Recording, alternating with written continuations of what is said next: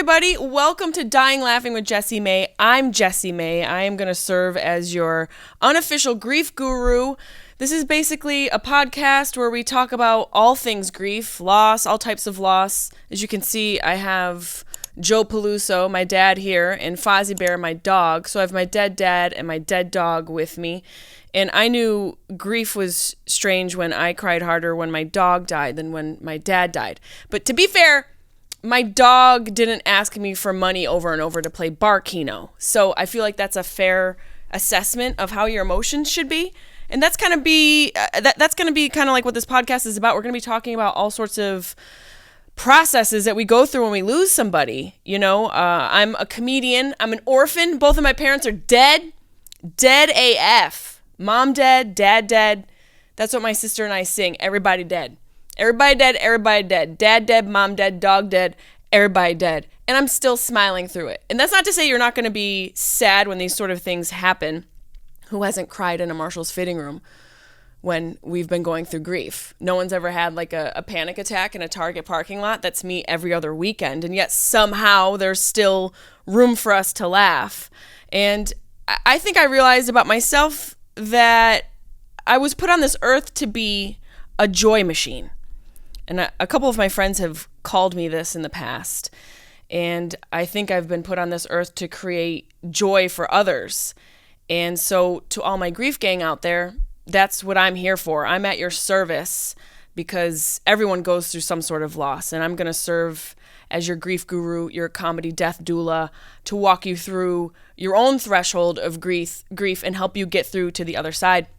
And this podcast was really born out of two things. Losing both my parents, which was so brutal, and me needing to find a way to survive it without becoming a full-time ghost myself.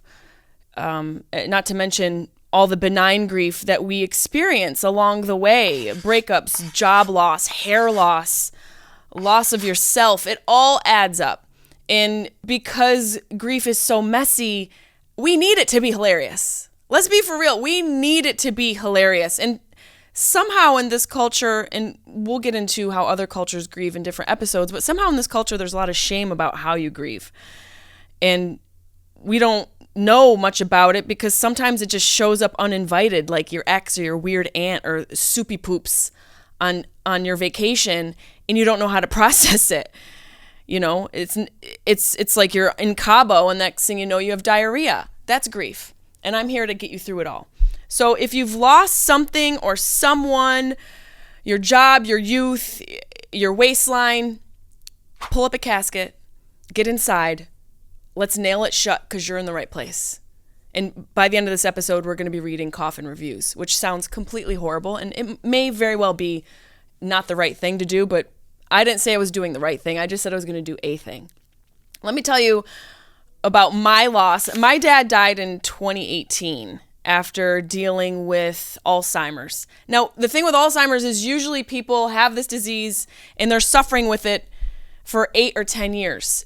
We got lucky. We always say the silver lining with my father is that from diagnosis to him dying, right here, I don't know what part of him I have. I don't know what scoops of him are in here, but there's scoops of Joe in here. I don't know what part, but hopefully the good part. But we always say that the silver lining was that from diagnosis to death, it was about a year. But the disease had presented itself many years prior. The times where my dad would forget where he's going, we would just say, or chop it up to dad being dad, and him forgetting our names, him calling me by one of his ex-wives' names, which he had a few of. He used to call me by the dog's name, the cat's name. We just thought it was dad being dad. And then before we knew it, we were scooping him into these little urns. I don't even know. Where's this made? I don't know if it's kosher to flip your dad upside down. Let's see. Genuine marble. That's nice to know that this is genuine marble. It should be. It's very heavy. I don't normally walk around with an urn in my bag, but let's make that normal. Let's normalize walking around with an urn made in Pakistan. My dad would have a lot to say about that. Not anything racist, just probably something completely inappropriate. But my dad died in 2018, and just as I was like starting to function again, my mom died in 2020. So it's been a 1-2 punch. Grief was like, oh, girl, hold my boxed wine. Nancy's coming with me. I got your girl. So just when I thought I had the reins on grief, my mom died. She died of complications, a lot of health stuff. And in future episodes, I'll get into more about each of my parents and dealing with parental death. This is just more of an introduction as to what you guys can expect and who I am if you're here for the first time. If you're OGs from Sharp Tongue, I love you. Hello. Thank you for following me through. If you're new people, I hope you find a home here, because dealing with death is brutal. And the kind of death that I dealt with felt so sudden, and like it took 10 years. It was like, grief was like, round 2, bitch. I'm taking your mom.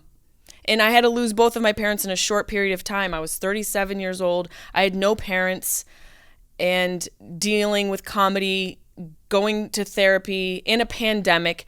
And honestly, I was ready to move into a spirit Halloween. If I'm being completely honest, I was like, bring me in. I'll put on a different costume every day, because I literally feel like a ghost. I feel like I died. And part of me did die. That's a part of the process of going through grief. But here's a wild part.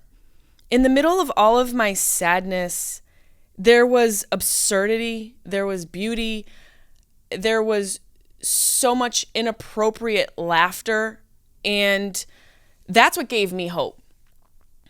I was very fortunate to have parents who I adored and who adored me, and there weren't a lot of rocks left unturned when they died because of that love.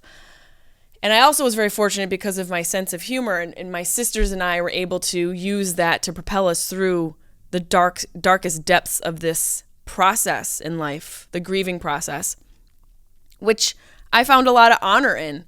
I found a lot of honor in losing someone and being able to love them so much that the void of them in my life created such a crack in my being. There was some honor in that, and learning how to give myself grace and to process it with different people who process things differently. There's so much to get into, and that's why I'm so excited that I'm moving in this direction, because I literally could do 45 episodes on it. And it sounds like it's going to be sad, and sometimes it might be.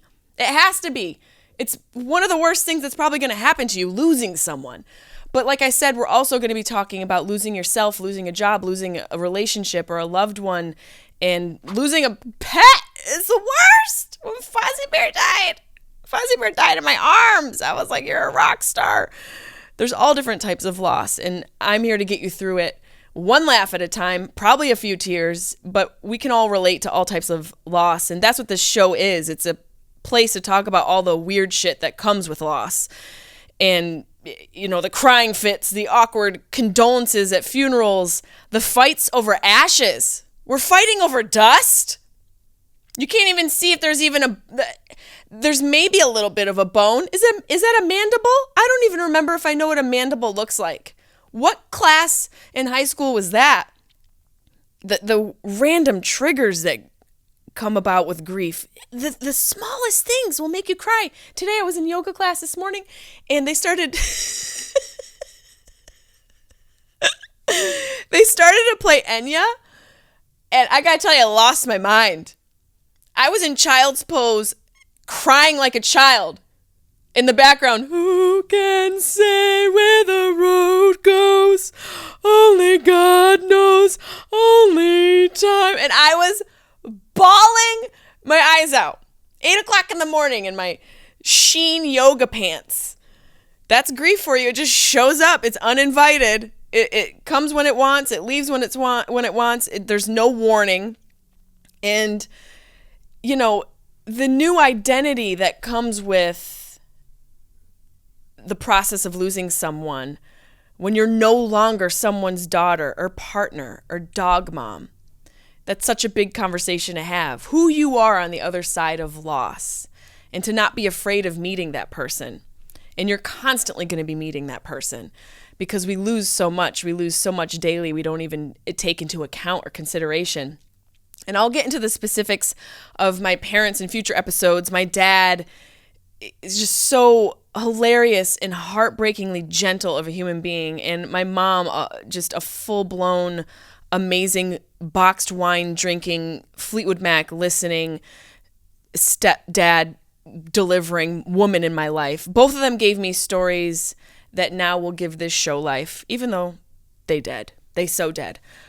I want to get into a little thing that I'm calling DisASHster Stories, where people tell me stories about things that happen when you're going through the cremation chaos. Cremation process is so crazy. It's so expensive. Who would have thought burning someone would cost so much money? My sister told me how much it was going to cost to burn dad. I was like, can we just do this in the backyard? I know that there's people who do this just on their own. What if you're broke? How do you cremate somebody? Is there like a layaway? Can you lay away ashes? These are things that we need to have answered. But in DisASHster Stories, we're going to get into some things that we actually found on Reddit, where people had situations that happened to them when somebody died and they couldn't have predicted how it would have turned out. So this is a person who says, 25 years old, female, married my husband, 27 years old, 3 years ago. Soon after we got married, his beloved father passed on. He was loved by everyone. Such a kind soul. We all miss him now. My husband decided on a cremation for him, as that was what he wanted. We spread half of the ashes around sentimental places. It's always hard. Like for my dad, that would have been the bar. That would have just been like the corner bar, right below the quick draw TV. That's the most sentimental place my dad had. But the other half was sorted in an urn kept in the hallway table. About a year ago, I was rushing out of the house. Oh no. My bag was on my shoulder. I turned quickly to grab my coat off the bottom of the stairs and it hit the urn. It knocked it over, but it didn't break. I tried to quickly turn the fan off. Oh no. But hit the wrong button and the ashes flew everywhere. In a panic, I gathered all that I could, but the urn was much emptier. I knew my husband would notice as he moves the urn to a new place every month or so, which is interesting to like shift your dad around. But I guess that makes sense. Joe Peluso's been around a few spots in my house. I put him in the bathroom and that felt bad. It felt right, but it also felt bad. So I kind of get him moving it around. Maybe it's a way to stay connected to the person. So in a scramble, I poured out the rest of the ashes into a tub, grabbed some more from our fireplace, and then put the rest back on top. Then I had to hover and change. Just as I finished cleaning myself and everything up, my husband unlocked the door. He works as a night and early morning shift, and I had to play it cool. He came and gave me a kiss and smelt the air. It smells a bit in here, darling. What have you been up to? Oh no, not the dead dad ashes smelling bad. I didn't even realize the ashes could smell bad. Oh, I don't know if I was supposed to open this. I have never opened this. There's a cotton ball. I'm a little scared. I just want to sniff my dad. We'll finish oh, it smells nice. Wow, this is really packed in here. She said he came over, gave me a kiss, said it smelled a bit bad. He questioned it. I said, oh, I had some time before work, so I got the fire clean, ready to use tonight, maybe? He was fine with the answer, never questioned it again. To this day, he doesn't know that 90% of what he thinks are his father's ashes are actually from the fireplace. The lies we tell each other. Girl, you put this on Reddit. I wonder, okay, dad's in a bag. There's some cotton here. I'm going to sniff them. Never done this before. This was glued on. I just ripped it off. Oh.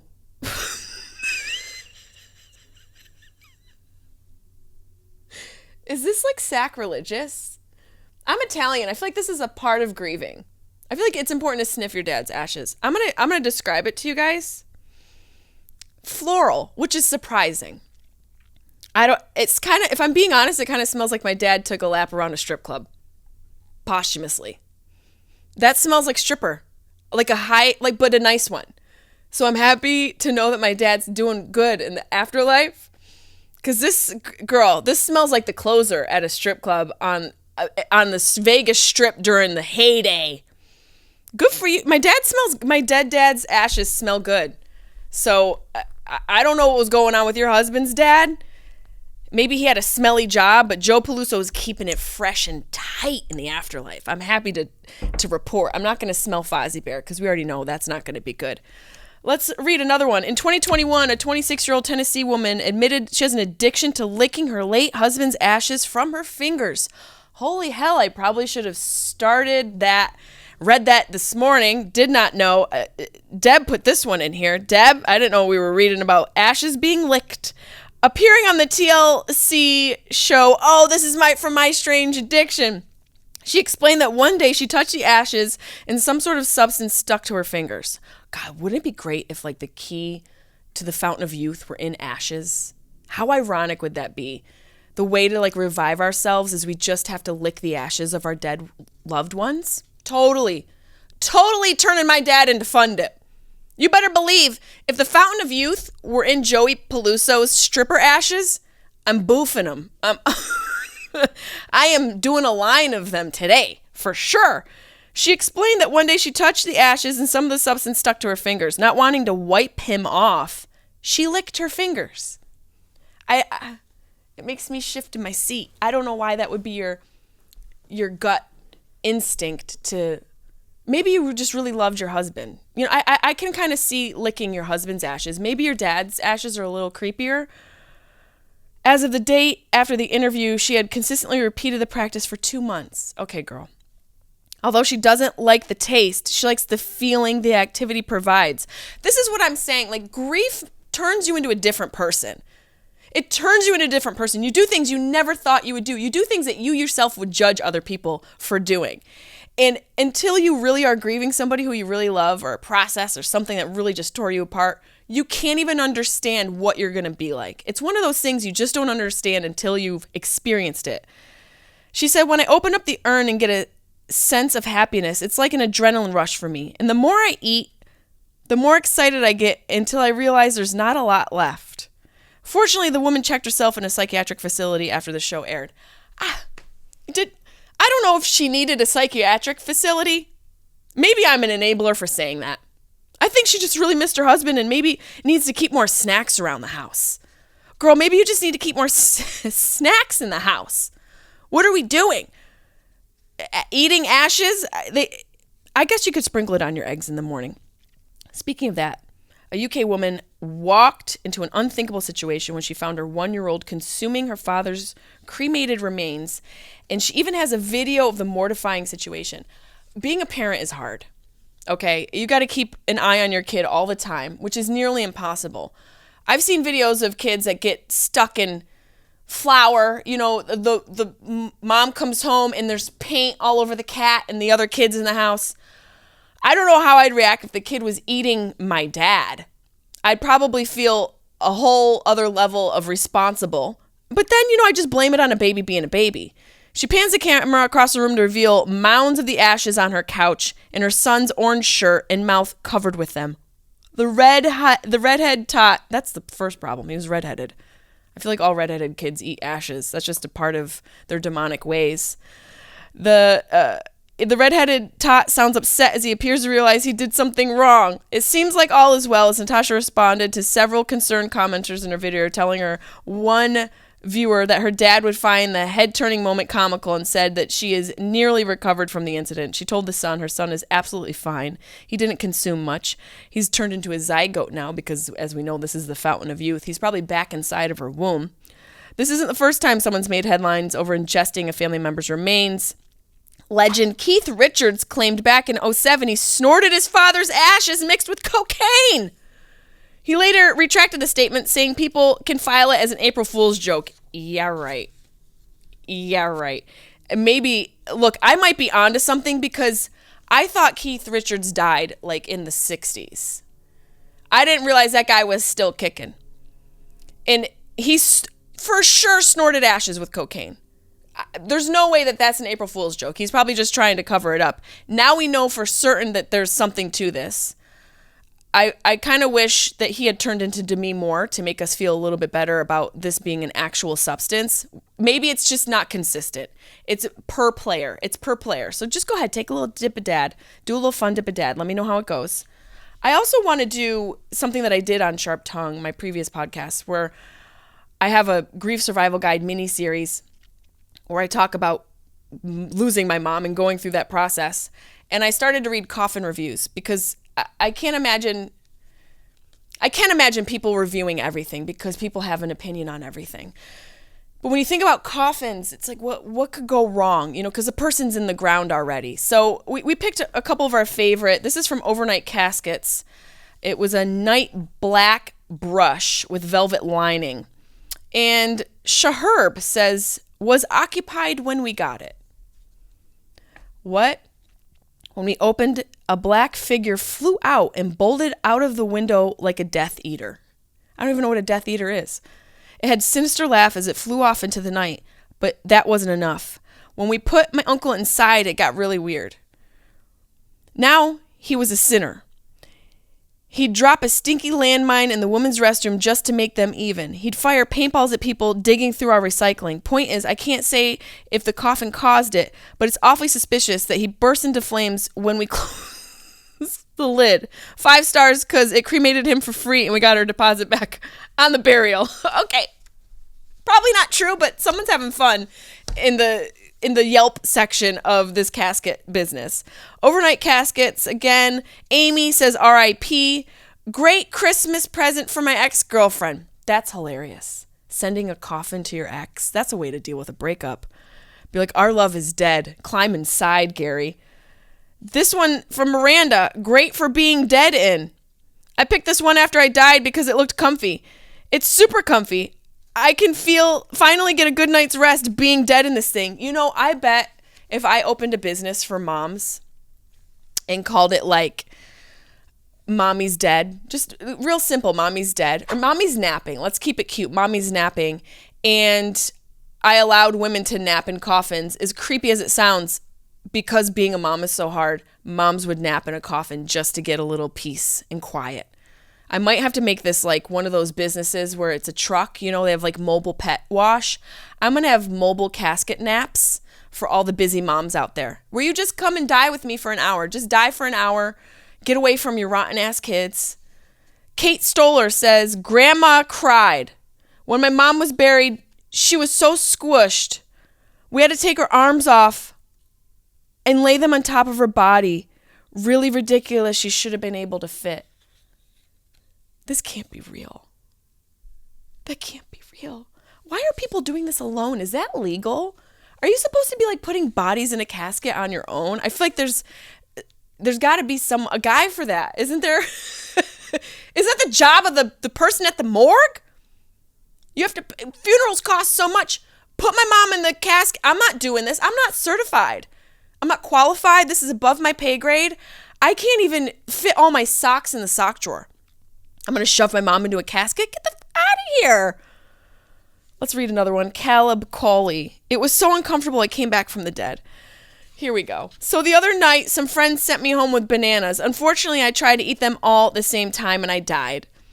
This feels like a gay guy's submission. My friends felt guilty and tried to order me the deluxe casket. I was frustrated because I didn't make it in time for the funeral. But then, by the time they put my cold, limp, rotting corpse inside, I realized there were benefits to receiving the casket late. At first, I was angry because I was so desperately obstructive of my forearms, so maybe there is something to people having to take off the arms of their loved ones. But as I laid there in utter anguish, I became so wretched that life started to come back into my limbs. Eventually, health spread over my body, causing the offending bananas to leave my esophagus. Breath came back into my body, and I came back to life. You may think that an uncomfortable casket would call for a negative review, but in case it saved my life. See, I don't know if that's real or not. It feels real. It feels real. It could be real. We don't know. The world is crazy. The world is absolutely insane. And that's why we need some help. We need some help with our grieving process. We need help realizing that we're not alone. Your grief is your grief. There's no right way or wrong way to grieve. A couple years ago when I was reeling and realizing I was no longer anyone's child, and that sounds very dramatic, but essentially I am an orphan per se because both of my parents are gone, and there's this untethered feeling that you get when you become an orphan. I felt so worried about who am I on the other side of this. I was like, I'm no longer a daughter, but I still am a daughter. If you believe in energy and energy surviving past life, I'm still someone's daughter. Once in a while I get a whiff of my mom. I just got a whiff of my dad. Now that I know that he's living his stripper heaven in heaven, it doesn't feel so bad. And, this is the beginning of Dying Laughing with Jessimae, which is going to be a really fun, deep dive journey into grief and what it means, and talking with all sorts of people who have helped me through my grieving process. We're going to have John Stamos on, Jaleel White, a couple of my favorite authors, and all different types of people who do all different types of jobs and interesting trades that I have found some sort of resource and relief through. This is our grief relief. I've lost a lot, but I've also learned that grief doesn't mean you have to stop laughing. You just laugh a little bit differently. You laugh a little bit through loss. And this podcast isn't about having answers. It's more about creating just a place where it's okay to feel everything, all the things that we feel, crazy and unhinged and lost and untethered and wanting to ugly cry and rage clean your bathroom 1,000 times while listening to Enya, and trying to laugh at your dead mom's perfume that's still haunting your closet. There's so many processes you're going to go through, and every week I'll be here, sometimes solo, sometimes with my guests, talking about all kinds of loss that we go through: heartbreak, identity shifts, deaths, weird breakups, bad tattoos, expired dreams, all sorts of loss. I'm here as your comedy death doula. And if you have a grief story, funny, weird, messy, I want to hear it. Send it to me. You can leave me a voicemail or an email. You can call me at 513-916-0930 or email me at jessimaepelusocomedy@gmail.com. Tell me your stories about grief. Tell me anything that has to do with this subject, how you've gotten through it, weird ways that you've coped, maybe some funny things that have happened, the time you laughed in a casket showroom. I'll read my favorites and read them on the pod, because grief may be personal, but it doesn't have to be private. That's why I'm here. So I'm excited about this podcast. I can't wait to do more episodes and talk about one of my favorite subjects, death and loss. I don't know how I've become a grief guru, but I'm here.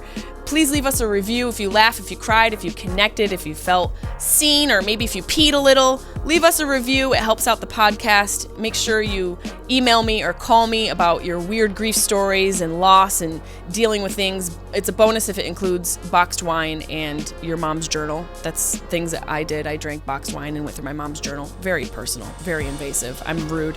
And also tag me on the threads. Let me know what you've done to deal with loss. Give me a message, DM me, let me know all sorts of ways, maybe some unorthodox ways you've coped with grief. And subscribe.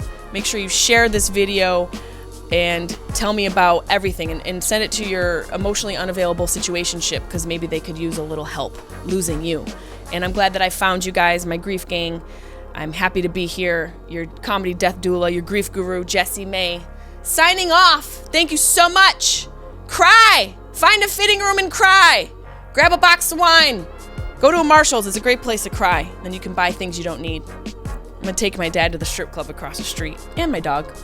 I bet I get a free lap dance with this. Okay, bye.